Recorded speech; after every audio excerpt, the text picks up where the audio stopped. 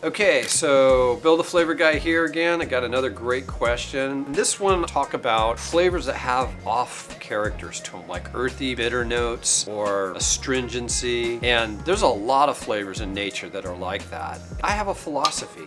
If a flavor's bitter or astringent or has kind of a what we call fatty acids, but it smells like, you know, sour cream or goat cheese, you can't put every flavor into that environment and expect it to taste good, because it can't, it won't. It doesn't exist in nature, and so therefore it's probably not going to taste good to you. An example of that would be like if you try to put too much citric acid into a chocolate, it just isn't going to taste good, because chocolate's not normally acidic. It wasn't designed that way. If you have something that's really bitter and it's a supplement and you're trying to flavor it and you try to put vanilla in it, vanilla is not supposed to be bitter. So better to think about what in nature, what flavors are also bitter or astringent or earthy. I'm making a supplement and it's got bitter notes to it. It's got some vitamins in it that are really bitter, and I want to make it taste fruity. To think about what in nature it could be bitter and fruity and still pair well with sugar. That would be like a raspberry or a boysenberry or a cranberry or even a grapefruit.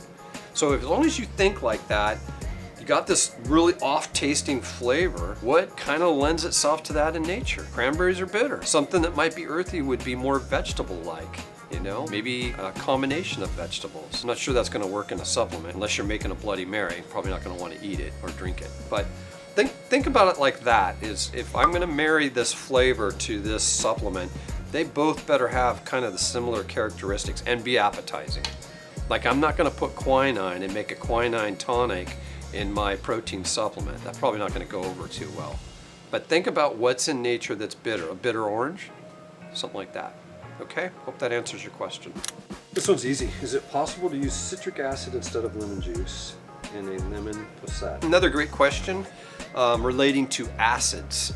And actually the question's about citric acid and whether or not you can replace lemon juice with citric acid. And normally what people want to know is, can I replace citric acid with lemon juice? And that's usually a more positive way of looking at it.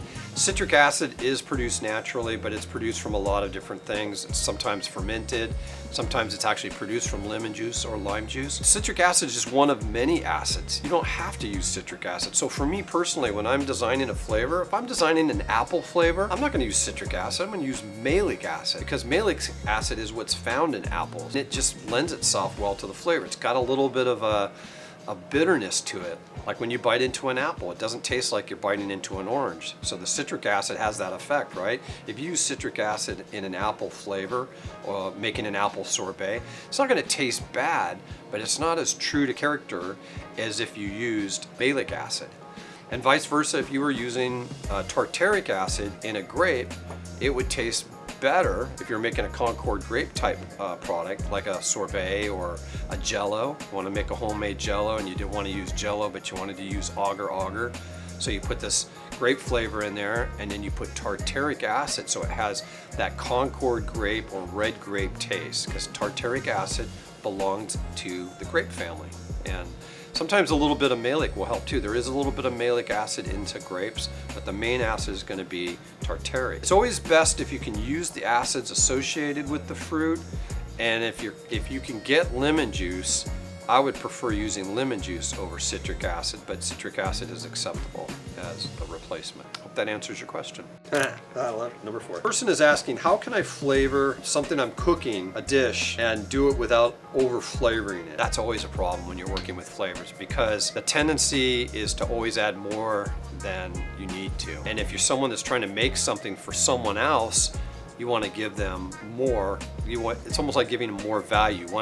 It's like you taste it and you go, oh, this tastes good. I'm gonna put some more flavor in it. I'm really gonna make them happy. In reality, you're over flavoring the product. Nothing in nature is over flavored for the most part. Now, there are a few exceptions. You can't just go buy lemons or pick them off a tree and start eating them and unless you're weird, have an enjoyable experience. Lemons are so bitter, it feels like your teeth are rotting right out from your mouth. But passion fruit's another one. It's super strong. You can't just eat too much passion fruit. I would say 90% of fruits and vegetables grown in the wild, naturally cultivated, just the right amount of flavor comes out of them when you pick them and eat them, or clean the vegetable. And if you think about it, that flavor when you bite into it only lasts for about 3 to 5 seconds and it's gone. And so if you're gonna flavor a dish, like if you're gonna make a pineapple glaze to put over a meat product or rice product, something like that, or grain, you want just enough flavor so that you can taste the pineapple, and then in 3 to 5 seconds, like nature, it goes away.